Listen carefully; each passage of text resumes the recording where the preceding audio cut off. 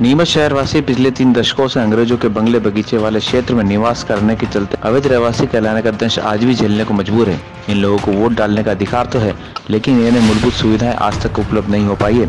कई सरकारें आई और गई, जनप्रतिनिधि भी बदले, हर चुनाव में ये बड़ा मुद्दा भी रहा, लेकिन इस समस्या के समाधान के नाम पर हर बार एक नई समस्या खड़ी कर दी गई। एक बार फिर से चुनाव सामने है और बंगला बगीचा का मुद्दा फिर से गरमाया है। नीमच शहर की 1.5 लाख आबादी में से आधी से ज्यादा आबादी अंग्रेजों के बंगले बगीचे क्षेत्र में निवास करती है। एक लंबे समय से रहवासी और स्थानीय निकाय में मालिकाना हक की लड़ाई चल रही है। चुनाव भी कई बीते और हर चुनाव में पार्टियों और नेताओं का मुद्दा भी यही रहा है, लेकिन आज तक इन लोगों को राहत नहीं मिल पाई है।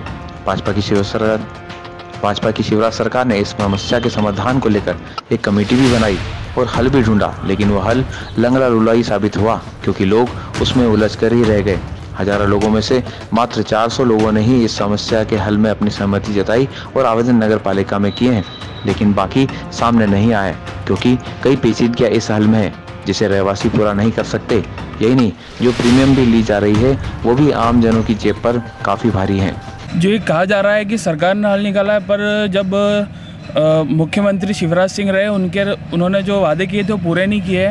उन्होंने जो ये बंगला बगीचा समस्या को लेकर छल कपट किया है, उसमें हिबानामा के नाम पर लोगों को बेवकूफ़ बनाया गया है और जो यहाँ पे जो मूलभूत सुविधा जो बंगला बगीचा में अभी भी नहीं मिल रही है, नाले सड़कें पानी की सबको दिक्कत है।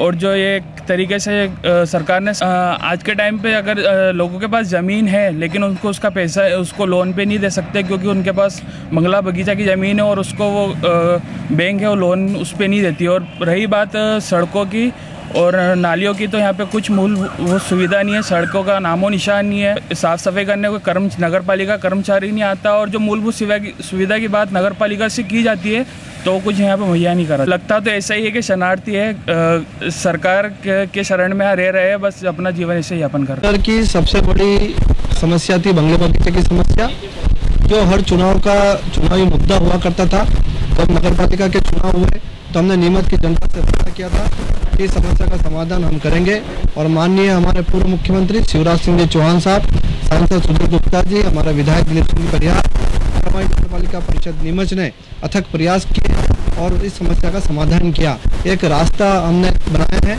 उस रास्ते पर हम चल रहे हैं, लेकिन कठिनाई अगर कुछ है, कुछ अगर बाधाएं हैं के लिए हमने अभी वर्तमान की जो सरकार है उनको भी हमने पत्र लिखा है और पूर्ववर्ती सरकार ने वो संशोधन का पूरा मानस बना रखा था, तैयारी पूरी थी, लेकिन दुर्भाग्य से सरकार नहीं बनी। लेकिन अब कांग्रेस की जवाबदारी है कि वो इस समस्या का समाधान कराए।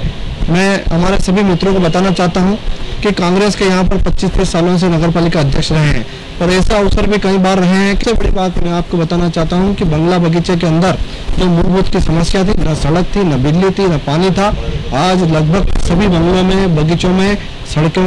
जो भारतीय जनता पार्टी ने विधानसभा के पहले झूठ बोला कि हमने बंगले बगीचे की समस्या का समाधान कर दिया है, लेकिन उसका परिणाम देखो कि झूठ बोल के वोट तो ले लिए, लेकिन आज 9 महीने के बाद भी इस नगर पालिका में केवल 450 आवेदन का निराकरण हुआ है।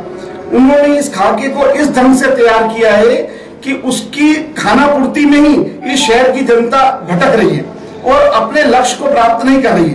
क्योंकि उस समय उनको वोट लेना थी, इसलिए उन्होंने समस्या का समाधान का एक नाटक करा। वास्तविकता में इस समस्या का समाधान नहीं हुआ। शहर की करीब 60,000 जनता बंगले बगीचे में निवास करती है। अगर ये समस्या सुलझ जाती तो हर व्यक्ति आवेदन भी लगाता, लेकिन ताजुब ये बात है कि आवेदन ही नहीं आए हैं।